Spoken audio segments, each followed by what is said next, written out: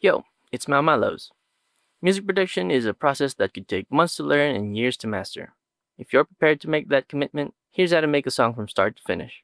Keep in mind that this tutorial is aimed towards total beginners in music production. If you're already above beginner level, I doubt this video will teach you anything new, but I'd appreciate it if you stick around. Brace yourself because this is going to be a very detailed video. Disclaimer: everything I say in this video are not rules. These are simply guidelines to help you understand how much effort it takes to make a song to point you in the right direction as a beginner producer. Now I know the best thing to do is to grab a bunch of sample packs, drag in some loops, drag in some drums, and you're done. Well, no. There's a better way. But first you need to familiarize yourself with the four main workstations in FL Studio. The playlist. This is where you arrange your song elements, automations, MIDI patterns. Anything you hear will be here. Next is the channel rack. Here you can load up instruments and program drum sequences. Everything related to MIDI will be found here, for editing or otherwise. Which brings us to the piano roll. This is where you draw MIDI patterns to make melodies, chords, and bass lines, all that good stuff. Last but not least is the mixer. Here's where you put effects on your song elements. This is also where you'll be setting up your sidechain and recording, before it goes into the playlist. Now here's a rundown of what we'll be talking about in this video. Take it as an oversimplified version of the production process, using a reference. Prep phase, the 8-bar loop, saving the project, mixer effects, arrangement and improvements, recording vocals, mixing, mastering, releasing your song. Okay, video done. Get out of here. If you're still here, you're a real one. Let's get into this. This step is optional, because you can start a song from the top of your head. But here's what it means to use a reference. Analyze the song and pick out elements that inspire you. Your options are an actual song or beatbox. Beatboxing is what I call making sounds with your mouth. It could be humming a melody, or doing vocal runs in place of actual vocals, or making dubstep noises with your mouth. Dun, dun, dun, dun, dun, dun, dun, dun, dun, dun, dun, dun, dun, dun.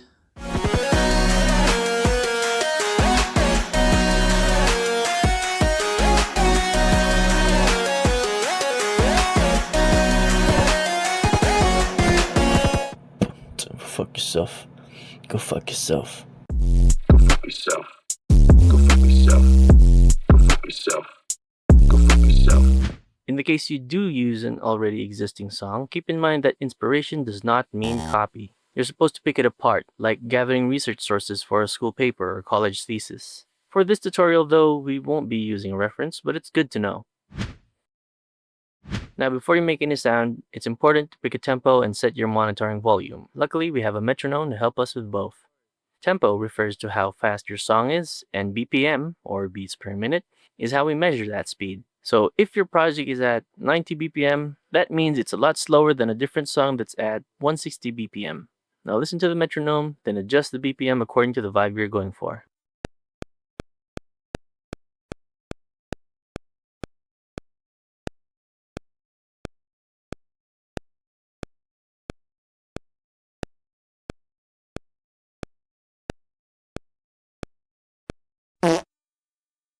When you're done with that, keep listening to the metronome and adjust your speakers or headphones to a good level. Not the one in your computer, but the physical knob in your hardware, meaning your audio interface or that knob thing at the side of your headphones. This ensures that you're not listening to your computer on low volume even though FL Studio is maxing out on every gain slider you turn up.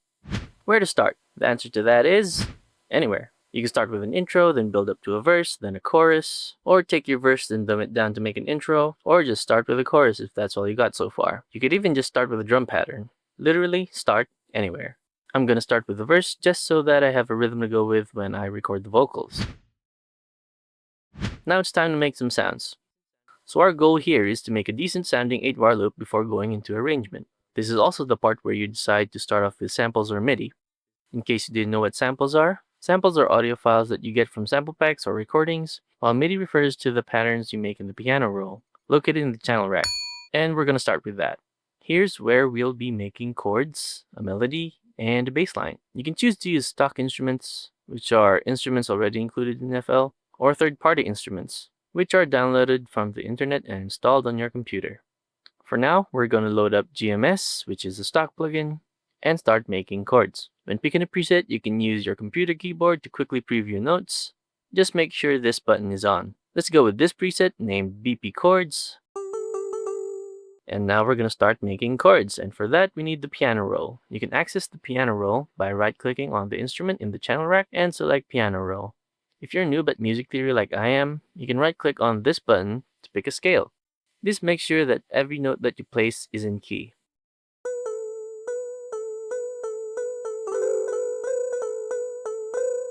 I'm going with E minor, and now I'm going to place down a note here. This is called the fundamental. This is the note that determines the name of the chord, so if I had a chord like this is an E minor chord. I'm not going to show you how to make your own chords or any music theory, but instead, we're going to use FL Studio's capability to generate it for you. While you're in the piano roll, just click on this wrench icon, then generate chord progression. Or you can press Alt-P on your keyboard. Once you open this, make sure that you set the scale here to be the same as the piano roll. The controls you need to mess around with include the generate and play buttons, which are pretty self-explanatory.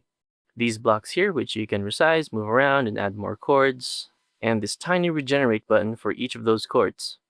This progression menu also helps you pick out a mood, so feel free to mess around with that too.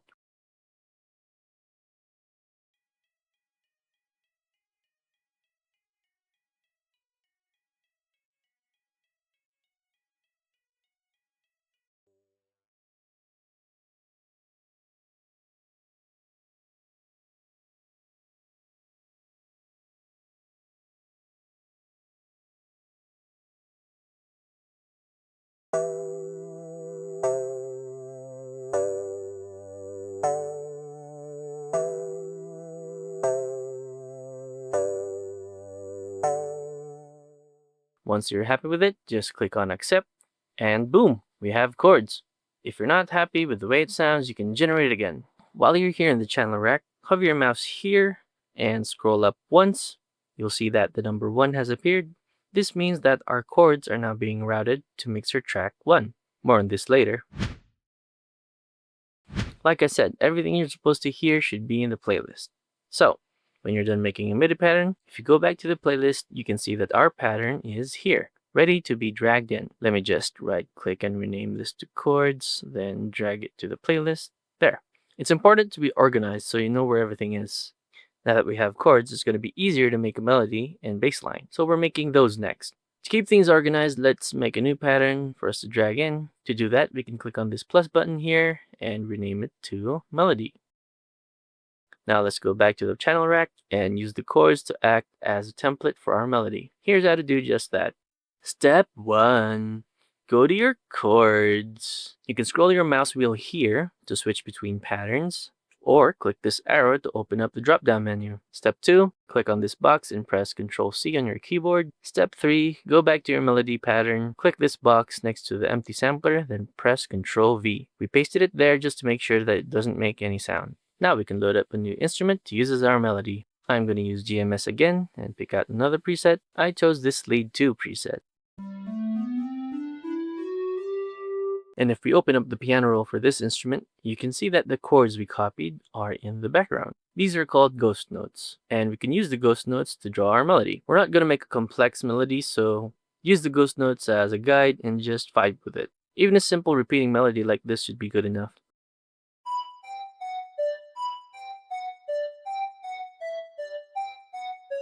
But feel free to experiment. You can put notes in between the ghost notes or even go beyond the octaves if you want. After drawing in your melody, you can now remove the ghost notes and boom, we have our melody.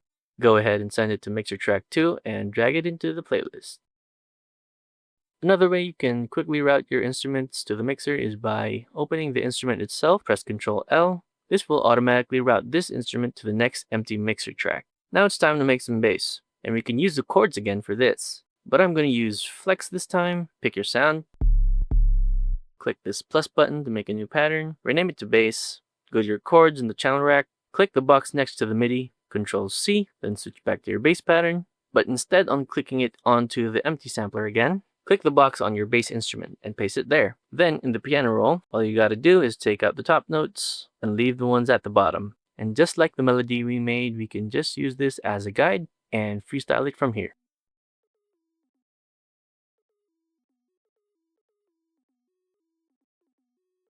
This is what I made.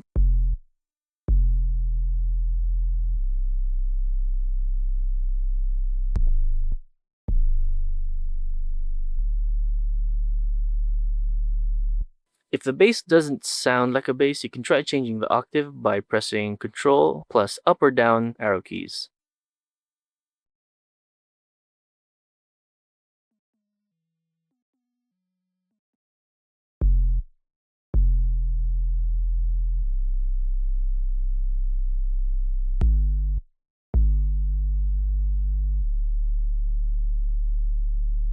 Nice.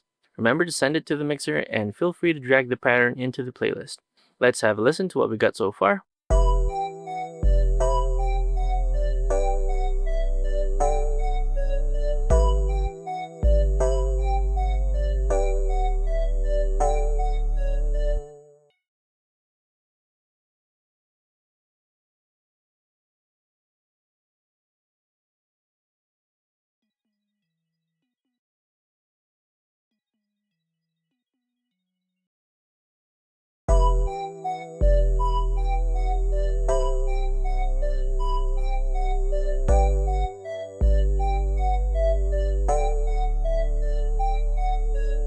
It's not perfect, but we can work with it. And since we made a significant amount of progress, we need to save this to make sure we don't lose it. Now I'm going to show you something not a lot of tutorials show you, so keep watching for this part first, because this is going to save you a lot of time in the future. And that can be summed up into one subcategory: asset organization. When you press Ctrl S on your keyboard, a window like this should pop up. Just make sure that this button is on.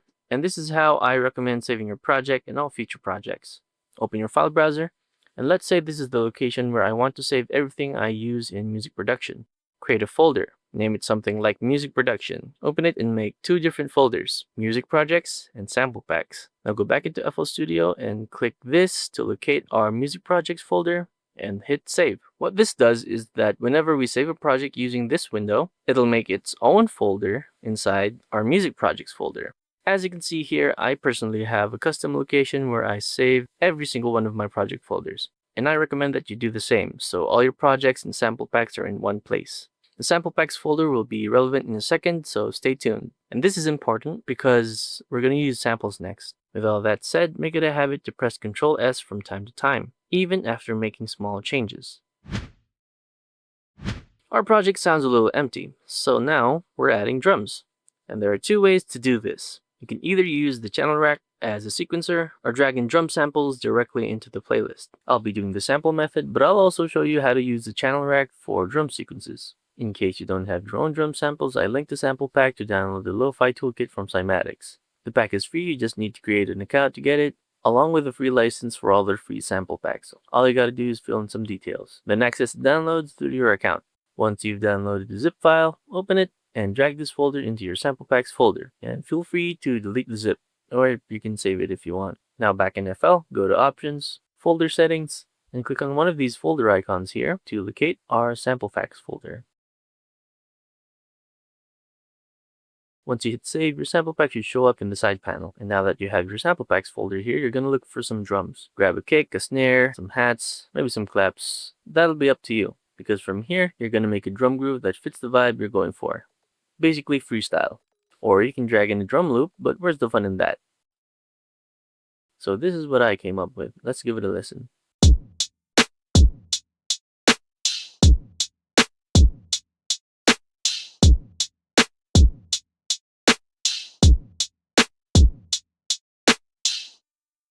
Cool. If you want to use the channel rack as a sequencer, all you gotta do is drag in the samples here instead of the playlist. And click these buttons here to make a sequence. Just make sure you don't overwrite anything that's already in the channel rack. The green box means you're overwriting, and the green line means you're inserting in between.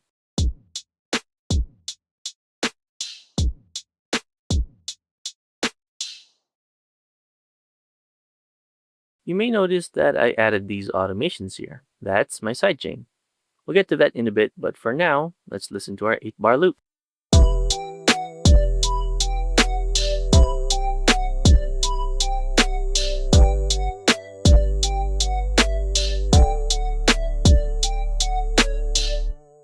For this loop to sound a bit better, I think it needs a little background ambience or pad to fill up some space. For that, I'm going to use a sample from the toolkit we just downloaded. And luckily, we have our sample packs folder right here. Ooh, how convenient. Every sample pack you download in the future will be within the sample packs folder right here, which means you don't have to add a folder location to the folder settings here every time you get a new pack. Now take your time and scan through the loops and pick one that suits the vibe. Do note that we will be processing all our current song elements with effects, so don't worry if it's not perfect. I chose this loop.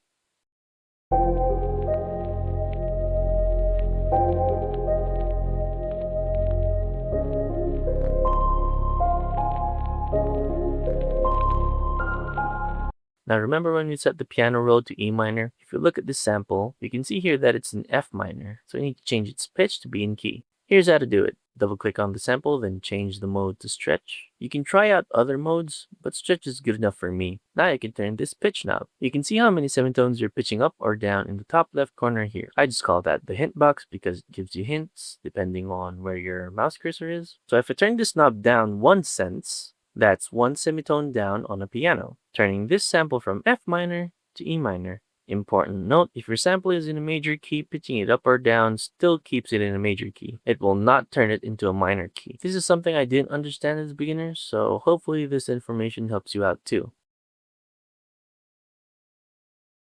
Before we move on to using the mixer, we can also notice that the sample is not in time with our BPM. To fix that, we need to stretch it to keep it in time with the BPM and within the grid of the 4 bars. You can zoom in, hold Alt on your keyboard, and adjust its size manually and just eyeball it.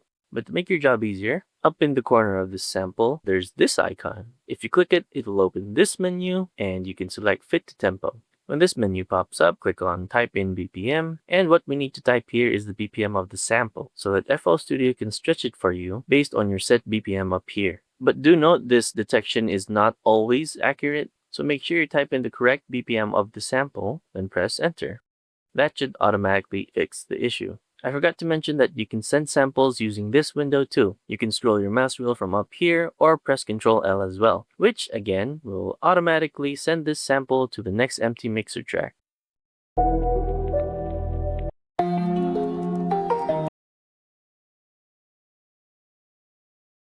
Alright, that sample should be good with some effects later. And while we're on the topic of layering, I think I want to layer the drums with a loop too. So we can go back into the Lo-Fi toolkit and pick out a loop. I'm going to pick this first one and drag it into the playlist. And again, this sample is not the same tempo as our project. So again, we open this little menu, click on Fit to Tempo, type in the tempo of the sample, then hit enter. If the sample somehow sounds weird, just set the mode to stretch, and that'll usually fix any aliasing or like stretching issues. And from here you can press Ctrl L to send it to a mixer track, along with the rest of our drums, because our drums obviously are relevant elements to our song. So we also need to send our drums to the mixer one at a time.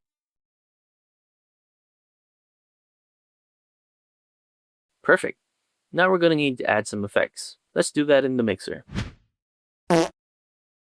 Ah yes, the holy grail of sound design. The mixer is where you put effects on your song elements. As long as it's routed to a mixer track, you can add effects. The mixer is where we work on post-processing, sends, buses, sidechaining to further improve our sound, obviously based on our creativity. You can also set up your microphone for recording here, which we'll be doing later. For now, we'll be adding a bit of creative effects and a little bit of mixing. More on mixing later. For now, I want to start adding creative effects to this sample, and I think we need to solo it to hear it a little better. To solo a track, all you need to do is right-click on this green light over here. Now, how about we use a reverb? Fruity Reverb 2 is my go-to. In case you didn't know what a reverb does, a reverb simulates putting your sound into a space, like a hall, a church, or a cave. To make this sample more ambient, I'm going to turn up the wet and turn down the dry. Listen to the difference the reverb does as I make these changes.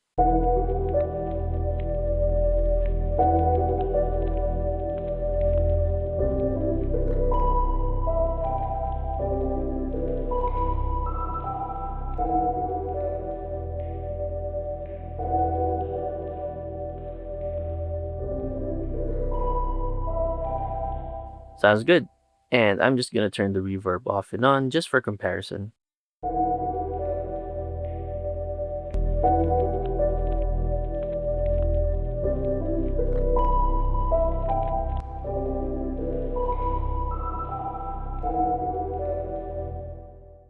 That sounds nice. I'm also going to add a fruity chorus right before the reverb just to add more stereo width. I won't be changing anything here because the default preset is good enough for me. Now you might be asking, why put the chorus above the reverb? Does the order of effects matter? Yes, the order does matter. You don't have to follow this part, but let's say I want to add distortion to this. If the distortion is above the reverb, that means the sound will be distorted first before going through the reverb.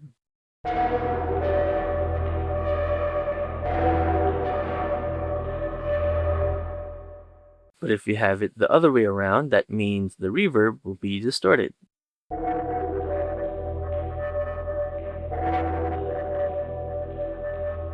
In some cases, you might want that, but understand that you'll get different results.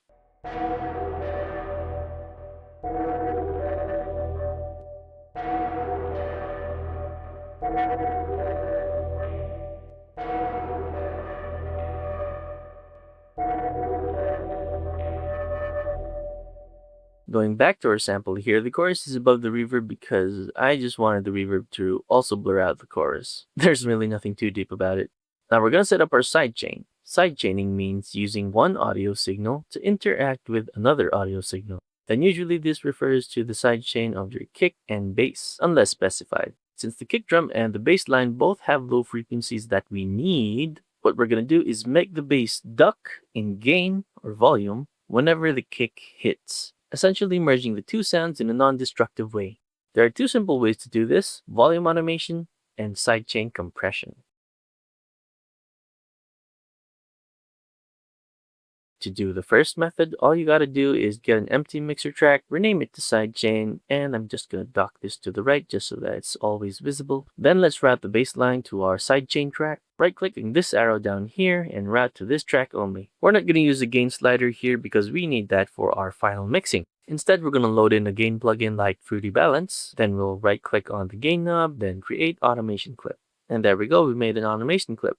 Now we're gonna make it smaller, shape it to kind of match our kick. Just make sure that you copy the default value here and paste it on the upper part of the automation, just to make sure you're not boosting gain. Now that we have our little automation here, we need to place this automation clip every time the kick hits, and we're done. For sidechain compression, on the other hand, instead of automating a gain plugin, we're going to use a limiter. I'm going to turn off Fruity Balance for now and add Fruity Limiter. After adding the limiter, go to the mixer track of your kick and right-click on this arrow under the sidechain track, then sidechain this track only. Back once again in the sidechain track. Inside the limiter, click on comp mode, then under sidechain, select your kick.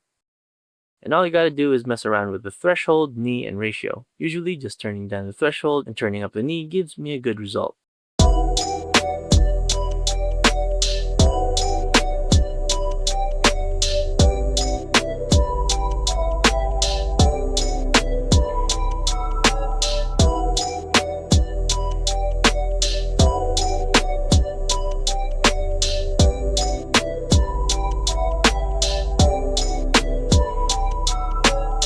And boom, we got our sidechain. Feel free to try these two sidechain methods and see which one suits you best, but I'm going to stick with the automation method. And for any of your song elements that you think needs to be sidechained, all you gotta do is select its mixer track, then right-click on the arrow under the sidechain, then route to this track only. This will disconnect it to the master, and instead it'll go to the sidechain, and every time the kick hits, it'll duck in volume. This makes your kick drum stand out. Obviously, it's your creative choice to figure out which song elements go through the sidechain, but more often than not, any bass sounds are pretty much defaulted to be sidechained. Minor mixing. This is an introduction to the final mixing stage. This is when the term mix as you go comes into play, because you're mixing while in the middle of making your song. Let's get parametric EQ2 to start. And since we're starting with the sample, let's add that to the bottom of the reverb right here, because reverb adds a bit of rumble in the lower frequencies, so it's ideal to fix that. We also need to take out that bass from the sample because we already have our own bass, and we don't want those frequencies to clash. Change the first node to a high pass. You can do so by right-clicking on it and change the type here, or you can use your scroll wheel on the upper part of this purple thing up here. You can see here there are two icons. You have this curved looking thing here and these dots. If you scroll on the line, that'll change the mode. If you scroll on top of the dots, that'll change the steepness. To get a high pass, you can scroll down twice, then you'll get a high pass. Then I like to max out the steepness, so I'll scroll down all the way. Now what does a high pass do? Why did we do it? A high pass filter in an EQ is used to cut out or remove low frequencies to let the higher frequencies pass, hence the name high pass, which makes this part of the spectrum audible. We added the high pass to make sure there are no low frequencies in this specific sound to clash with our main bass. Cutting out frequencies around 100 Hz to 200 Hz should do the trick. Now that you know what a high pass does, we're going to do the same with the other elements except the bass. So we're adding a high pass to the chords and the melody. Remember to save. The ringing in the chords is kind of irritating for my ears, so we're going to use the same EQ, but we're just going to lower the frequencies up here.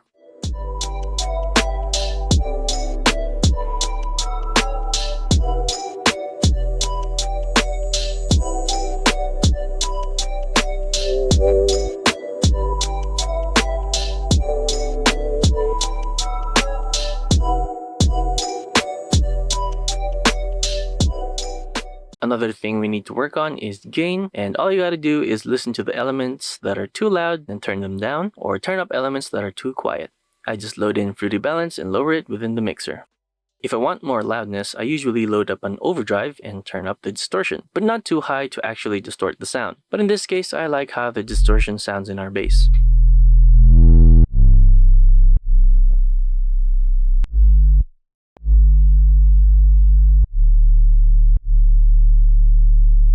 If a high distortion level sounds good but it's too loud, you can just turn down the gain down here to compensate. After some time trying to mix everything well, let's listen to how it sounds now.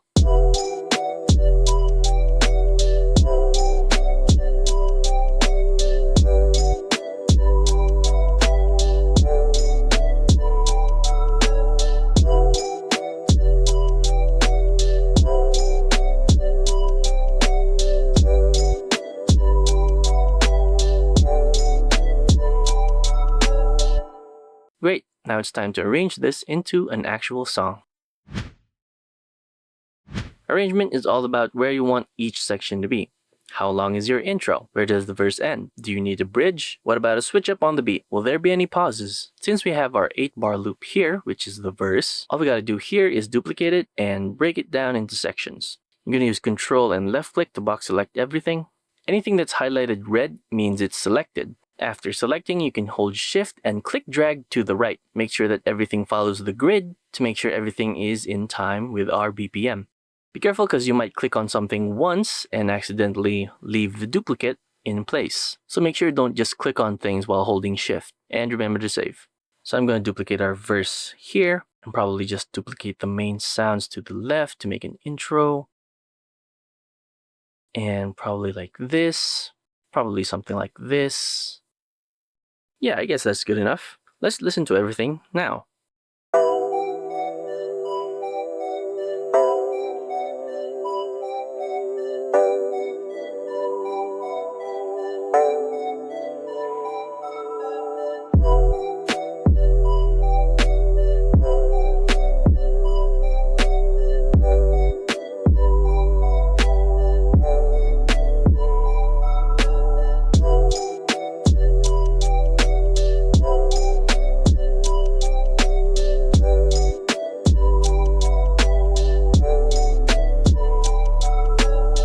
Congratulations, you made your first demo. But now we'll be moving on to recording vocals. Obviously, you can't record without a mic, so we need to set our mic input. Pick an empty mixer track where you want your vocals to be, and click this and select input 1. Hey yo, this is my mic. If your mic doesn't make sound, double check your cables or take a look at your audio input settings, or try the other inputs here. I have a personal vocal chain, but feel free to use whatever effects you want to use. All these effects I use are just for loudness compensation because I don't have the best mic. Now you don't have to follow this step, but I like to set my output to post effects, just because I want my current vocal chain to affect my vocals right now, then further process my vocals later. This red dot means the track is armed for recording. So now we'll go into the playlist, right click on this red button. Since we're recording vocals, just set this to audio. If you need a countdown before recording, just turn on this 3, 2, 1 button and play your track. Okay, let's try to do this in one take.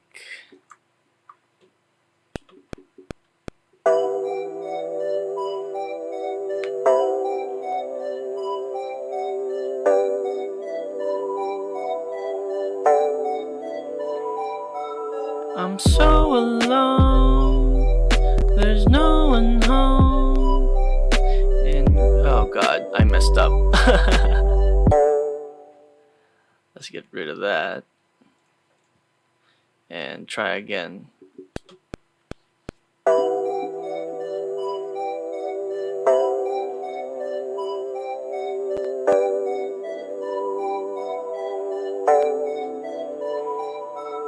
I'm so alone, there's no one home.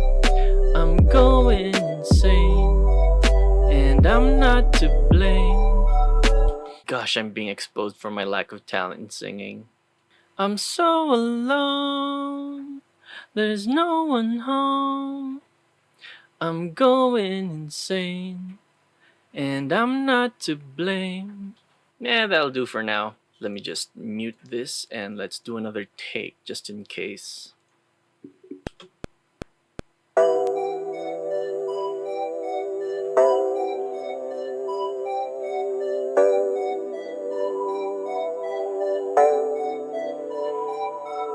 I'm so alone, there's no one home. I'm going insane, and I'm not to blame. If you're hearing all that crackling, that's just my mic. Don't worry about it, it's not on your end. And it's so annoying when my mic is connected. Alright, I'm gonna disconnect my mic because I hate my voice. So since I'm not a singer, I like to make my vocals sound artificial and obviously processed. So I'll send this to an empty mixer track and add creative effects. I'll add an auto-tune to keep my voice in key and format shift it up a bit. I'm so alone, there's no one home. I'm going insane, and I'm not to blame. And I'm not to blame. I'll also add that chorus and reverb trick we did before. And I'm not to blame. And of course EQ to cut out the lows. And I'm not to blame. Let me just try a telephone effect here. Does that sound good?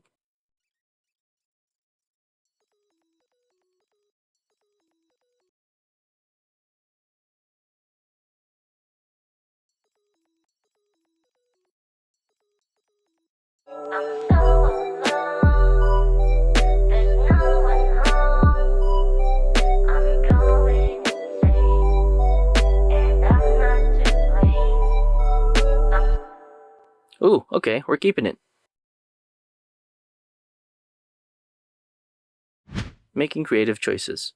Now we have our main instrumental, and we have our vocals on top of it. Now where to go from here? And the answer to that lies within the limits of your creativity and experience. I'm not really sure how I could teach you something that's within my tastes, so I'll just give you some advice instead. Listen back to your song and try to envision where the vibe takes you. You can also listen to other people's songs to get inspiration, which technically adds more references to your song. Maybe get ideas for arrangement, or maybe take inspiration from their sound selection, or maybe even their processing chain. But there's also nothing wrong with keeping the same loop until the end. It's pretty common for songs to do that anyway, especially songs that are reliant on the vocals. Bottom line is, test things out, scrap ideas, make mistakes, learn new techniques, and eventually you'll end up with something good.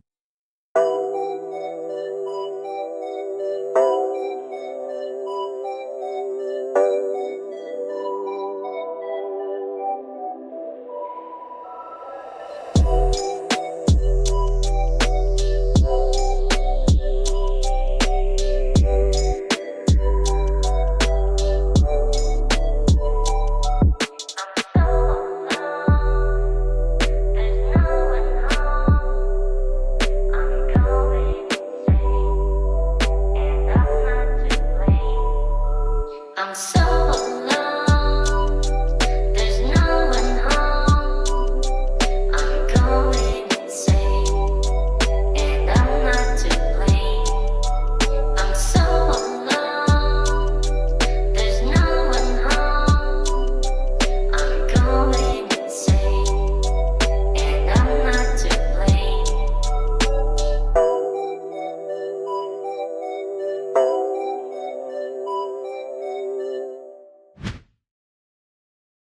Mixing is all about getting every song element to fit well together. We did a few things before, and as you can see, I did make some additions to the song, but it's not mixed yet, so I'm going to show you what I would do in this scenario.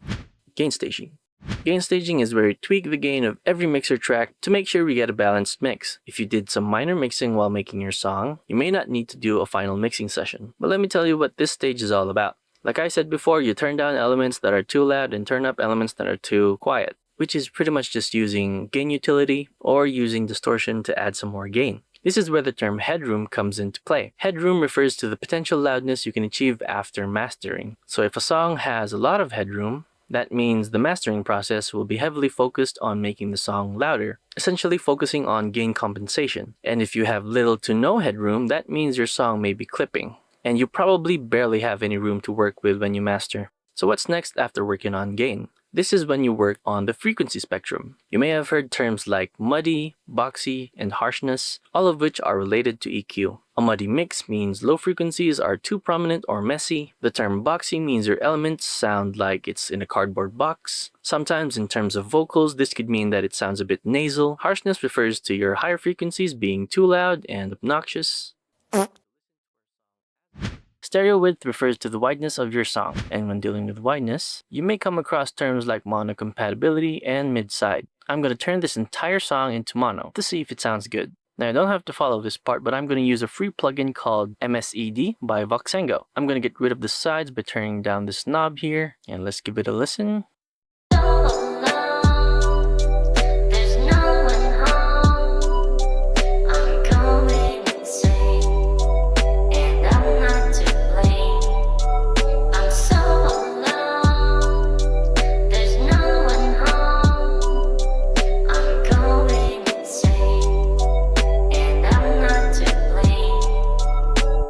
Okay, I guess that sounds good. So that means our song is mono-compatible, which is a good thing. You can also check for mono-compatibility without MSED.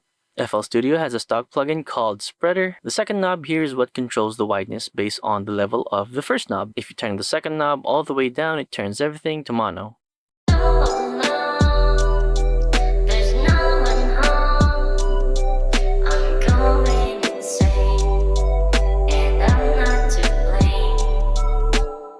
In contrast, if you need a bit more wideness, you can turn the second knob up a bit, but you need to make sure you don't widen your bass as well. To do that, we need the third knob. Just turn on the mono button here and raise this knob about here. What this does is keep any audio signal below this threshold mono, specifically our bass frequencies. And you can see where that threshold is at in the hint box. So you want to leave it around 100 Hz to 200 Hz. Anything below that threshold will be kept in mono. If you hear any problems while in mono, you can go ahead and fix those. Or you can go into any effects that you use that have stereo control, stuff like choruses, widening plugins like MSED, or even Spreader. But to me, I don't hear any problems, so I think our song is good enough.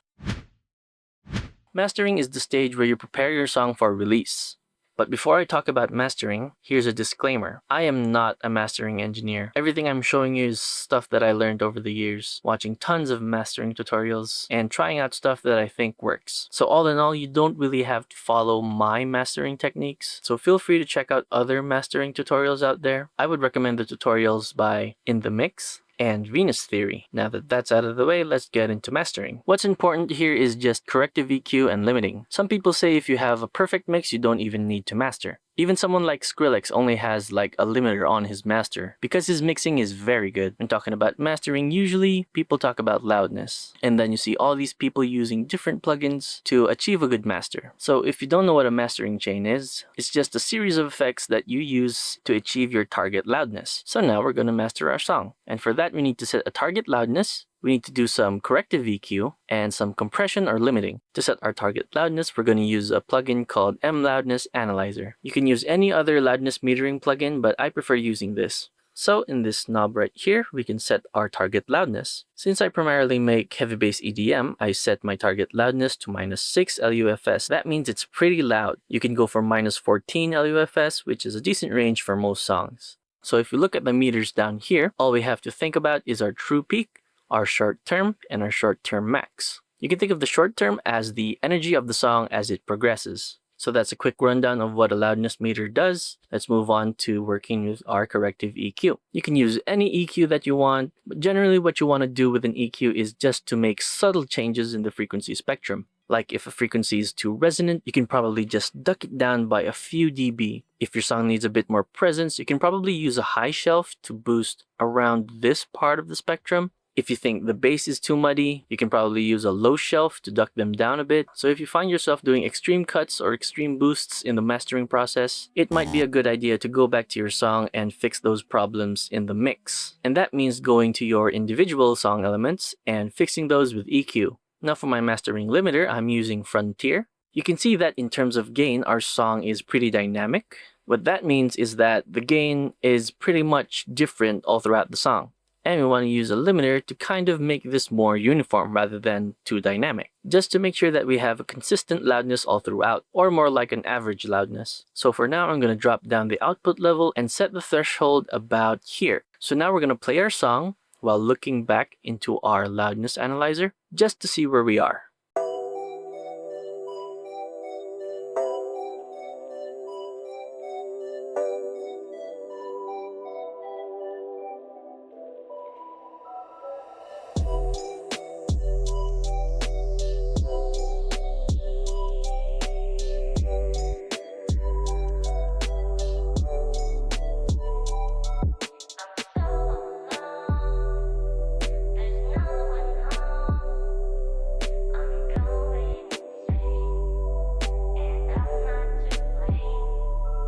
I'm so alone, there's no one home. I'm going insane, and I'm not to blame. Alright, so you can see that in the intro, since not many instruments are playing, like I said before, if we think about the short term as our energy, that means the energy in our song is around here for the intro. And by the time new elements come in, the energy shoots up. That's because we boosted the energy because of these new elements coming in after the intro. That's because the energy in our song has pretty much progressed. But this depends on what type of song you're making. So since I set the target loudness to -14, that would mean this is too quiet. So going back to Frontier, since we lowered the output level, we can turn this up in increments to see where we can reach our target loudness. And that's 0 LU, you don't have to be exactly on 0 LU, as long as it's close enough. Typically, you'd be doing this by listening to the loudest part of your song, usually the chorus, which is supposed to be the most important part of your song, or the part that hits the hardest in contrast to your verses. So I think right around there is good enough. And the next knob we need to mess around with is the threshold. The reason why we started with the threshold up here is to make sure we don't squash the entire song because it doesn't sound as pleasant. Make sure not to go overboard with the threshold because what this does is it squashes down anything that's loud and it turns up anything that's quiet. So you don't have to follow this, but just for demonstration, you can see what I mean if I turn it all the way down. I'm so alone, there's no one home. I'm going insane, and I'm not to blame. I'm so alone, there's no one home. I'm going insane, and I'm not to blame. You hear that? That's not really pleasant. So we need to find a sweet spot that subtly squashes those loud parts. And while doing that, we still need to look at our loudness meter just to make sure that we are still within our target loudness. I'm